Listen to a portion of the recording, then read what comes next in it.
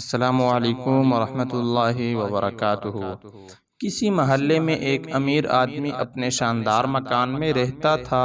یہ امیر آدمی کبھی کسی کی مدد نہیں کرتا تھا۔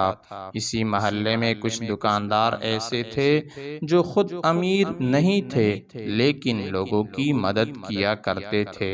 ایک کسائی تھا جو اکثر غریبوں کو مفت اور بہت عمدہ گوشت دے دیا کرتا تھا۔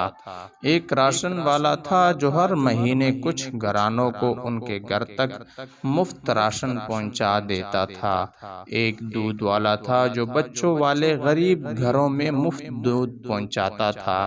لوگ مالدار شخص کو خوب برا کہتے کہ دیکھو اتنا مال ہونے کے باوجود کسی کی مدد نہیں کرتا، اور یہ دکاندار بیچارے خود بھی سارا دن محنت کرتے ہیں اور غریبوں کا خیال بھی رکھتے ہیں۔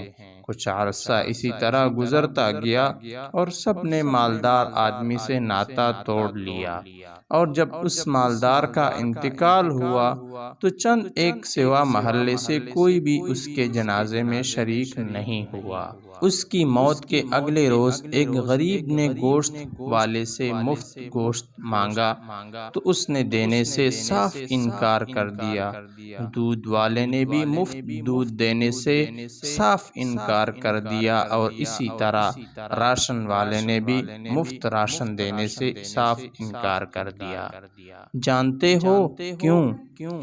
ان سب کا ایک ہی جواب تھا، اب تمہیں یہاں سے کچھ بھی مفت نہیں مل سکتا، کیونکہ وہ جو تمہارے پیسے ادا کیا کرتا تھا کل دنیا سے چلا گیا۔ کسی کے بارے میں صرف اس کا ظاہر دیکھ کر فیصلہ نہیں کرنا چاہیے، کیونکہ ہم نہیں جانتے کس کا باطن کتنا پاکیزہ ہے اور کون کتنا برا ہے۔